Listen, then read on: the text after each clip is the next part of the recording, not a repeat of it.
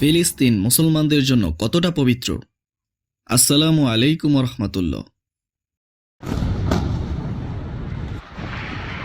বর্তমান সময়ে ফিলিস্তিন এক রক্তাক্ত ইতিহাসের নাম। হাজারো মুসলমানের শহীদ হওয়ার দৃশ্য আমরা প্রতিনিয়ত দেখি, কিন্তু ইসলামের দৃষ্টিতে এই ভূমির মাহাত্ম্য কতটুকু, আমাদের করণীয় বা কি?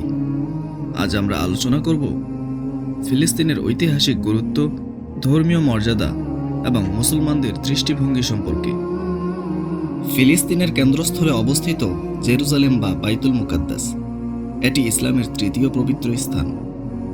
মুসলমানদের প্রথম কিবলাও ছিল এই বাইতুল মুকাদ্দাস। আল কুরআনে বলা হয়েছে, পবিত্র সে মহান সত্তা যিনি স্বীয় বান্দাকে রাতের একাংশে মসজিদুল হারাম থেকে মসজিদুল আকসায় ভ্রমণ করিয়াছেন, যার চারপাশ আমি বরকতময় করেছি। রাসূলুল্লাহ সাল্লাল্লাহু আলাইহি ওয়াসাল্লাম মেরাজের রাতে এখান থেকে আসমানে গমন করেন। সাহাবীরা জিজ্ঞাসা করলে তিনি বলেন, তোমরা মসজিদুল হারামে নামাজের জন্য প্রস্তুত হও, তবে যদি তা না পারো তাহলে মসজিদুল আকসার দিকে যাও, সেখানে নামাজ পড়ো। ফিলিস্তিন শুধুমাত্র একটি অঞ্চল নয়, এটি বহু নবী রাসূলের ভূমি।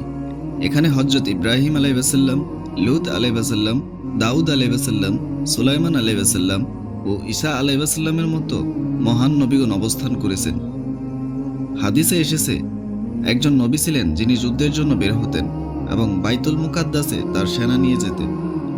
অতএব এই ভূমি শুধু ভৌগোলিকভাবে নয়, বরং অত্যন্ত গুরুত্বপূর্ণ। সালাহুদ্দিন আইয়ুবীর কথা না বললেই নয়। তিনি একদা বলেছিলেন, আমি কখনো হাসতে পারি না যখন বাইতুল মুকাদ্দাস শত্রুর দখলে। তিনি দীর্ঘ সংগ্রামের মাধ্যমে 1187 সালে বাইতুল মুকাদ্দাসকে ক্রুসেডারদের হাত থেকে মুক্ত করেন। এটি প্রমাণ করে যে মুসলমানদের জন্য এই ভূমি রক্ষা করা ঈমানী দায়িত্ব। আজকের দিনে ফিলিস্তিনের নিরীহ মুসলমানরা নিষ্ঠুরভাবে নির্যাতিত হচ্ছেন। শিশু, নারী, বৃদ্ধ কেউই রক্ষা পাচ্ছে না। কোরআনে বলা হয়েছে, তোমরা কেন যুদ্ধ করবে না সেই সব দুর্বলদের জন্য, যারা বলছে, হে আমাদের রব, আমাদের এই জালিম সম্প্রদায় থেকে মুক্তি দাও। তাহলে ইসলাম আমাদের কি করতে বলেছে? ফিলিস্তিনের জন্য নিয়মিত দোয়া করা একটি গুরুত্বপূর্ণ দায়িত্ব। যতটুকু সম্ভব তাদের জন্য অর্থনৈতিক সহায়তা পাঠানো, মানুষকে ফিলিস্তিনের সত্য ঘটনা জানানো, সোশ্যাল মিডিয়ার সচেতনতা ছড়ানো, ইসলাম ও ফিলিস্তিন বিরোধী পণ্যের বয়কট করা। রাসূল সাল্লাল্লাহু আলাইহি ওয়াসাল্লাম বলেছেন, যে ব্যক্তি আল্লাহর পথে শহীদ হয় সে জান্নাতের সর্বোচ্চ স্থানে থাকবে। আজ যারা ফিলিস্তিনে শহীদ হচ্ছেন তারা নিঃসন্দেহে শহীদের মর্যাদা নিয়ে আল্লাহর দরবারে উঠছেন। ইসলাম শুধুমাত্র নামাজ, রোজা, হজ, জাকাতের ধর্ম নয়, এটি একটি পূর্ণাঙ্গ জীবন ব্যবস্থা। অন্যায় অবিচারের বিরুদ্ধে অবস্থান নেওয়া, নির্যাতিতদের পাশে দাঁড়ানো, এগুলো ঈমানের অংশ। রাসূল সাল্লাল্লাহু আলাইহি ওয়াসাল্লাম বলেছেন, যে ব্যক্তি মুসলমান ভাইয়ের কষ্ট দেখে চুপ থাকে সে আমাদের দলভুক্ত নয়।